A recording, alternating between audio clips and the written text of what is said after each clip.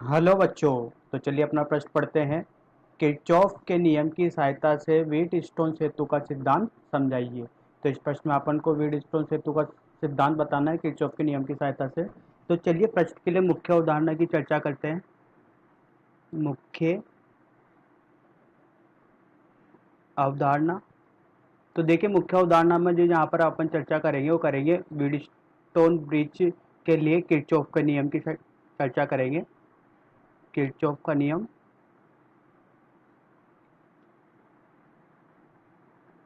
तो जैसा कि अपन को पता है कि किरचॉफ के दो नियम होते हैं, ठीक है। तो नियम पहले पर अगर अपन यहाँ पर चर्चा करें तो नियम पहले की अगर अपन बात करें तो नियम पहला क्या बोलता है अपन का कि किसी विद्युत परिपथ में किसी भी बिंदु या संधि पर मिलने वाली धाराओं का बीजगणितीय योग शून्य होता है।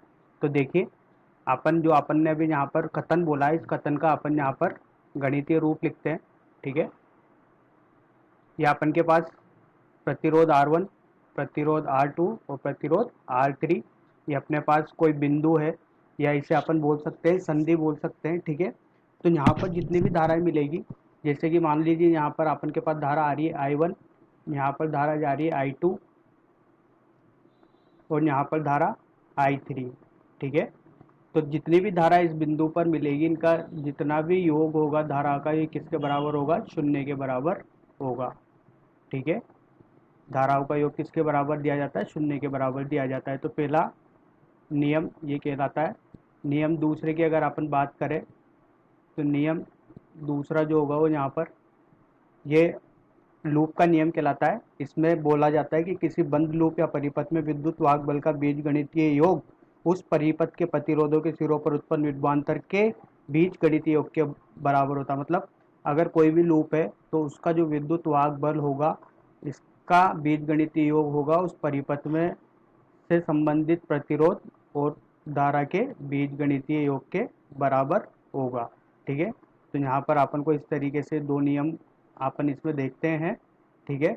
और इन्हीं की सहायता से अब अपन व्हीटस्टोन सिद्धांत का प्रयोग करते हैं। तो देखिए ये अपना जो यहाँ पर ये चित्र बना हुआ है, ये चित्र व्हीटस्टोन ब्रिज का है। इधर ये अपन के पास चार प्रतिरोध है, P Q R S, ठीक है।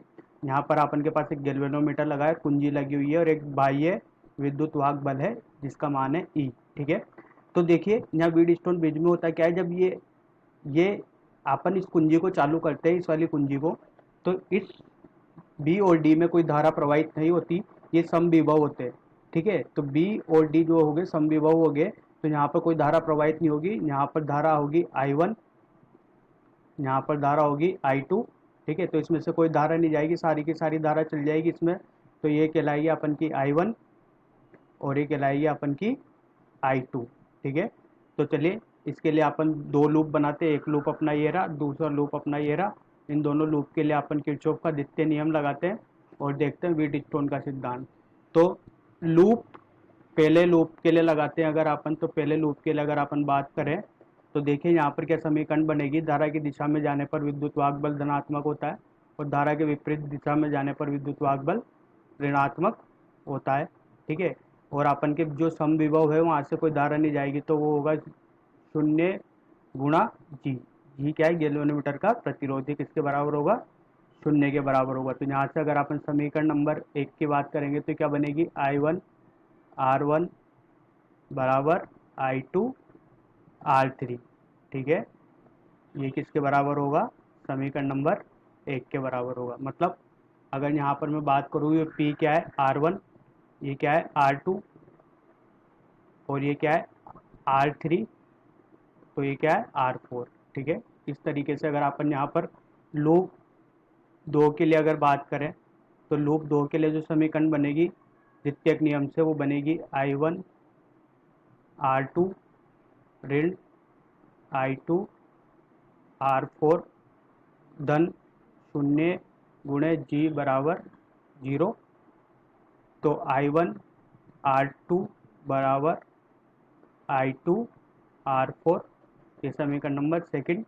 तो अगर अपन पहले को भाग कर दे दूसरी में, तो यहाँ पर अपन को मिलता है I1 R1 बटे I2 R2, ठीक है, बराबर I2R3 बटे I2R4।